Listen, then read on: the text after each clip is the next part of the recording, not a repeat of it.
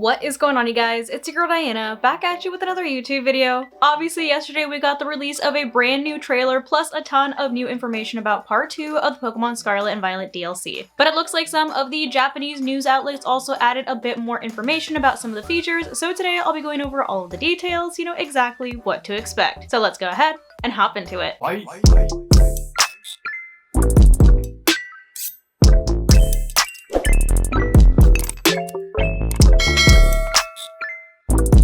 So I'm here on the Cerebi website where earlier today they did update their page with a bit more information on some of the features that were introduced yesterday after the release of the Pokemon Scarlet and Violet DLC trailer part 2. So in this update it says, following the news drop yesterday, some more Japanese previews have been released for the Indigo Disc, which contain a variety of clarification for features. With Blueberry points earned through Blueberry Quest, or barbecues, which I think is so funny, you can get support for a variety of elements in the League Club. One such example is using 3,000 Blueberry points to increase the amount of Pokemon that appear in a specific area of the Terranium. That's kind of cool, so you can basically like induce your own mass outbreak, or it's kind of like making sandwiches.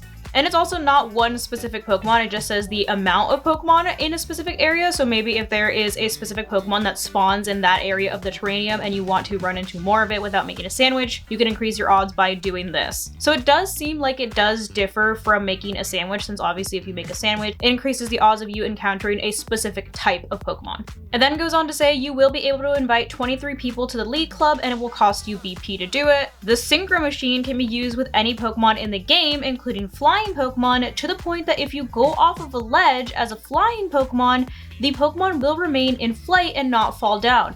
That's actually pretty cool. So the Synchro Machine, if you missed the update yesterday, basically lets you run around and see the world through the eyes of a specific Pokemon. So this is saying that if you do use the Synchro Machine feature and you turn into, example, a Dragonite, if you go off of a ledge, the Dragonite will continue to fly and it won't just fall down like your character normally would if you were in your like normal like avatar mode. And then the last little bit of clarification that we have here says legendary Pokemon such as Rayquaza appear at level 70 and the music matches their appearance in prior games, such as Rayquaza having the theme Battle Super Ancient Pokemon. That's kind of sick. That's gonna be big for people that are like into the nostalgic aspect of these games. So whenever you encounter one of the legendary Pokemon, which they do turn into static encounters since you have to do like little quests in order to earn the encounters with them, but whenever you do encounter them, they are going to have their OG music, which is so cool. But there you have it. That is all of the updates that we have so far on part 2 of the Pokemon Scarlet and Violet DLC.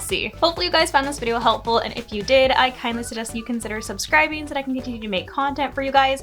And if you are already subscribed and you would like another way to support the channel, feel free to check out the merch store. There is a link down below in the description that takes you to not only my merch store, but also all of my other socials so you can keep up with what I'm doing on a daily basis. But thank you guys so much for watching, and thank you to those of you who have joined the channel as members. I appreciate you all so much. I love you guys, and I will see you in the next video.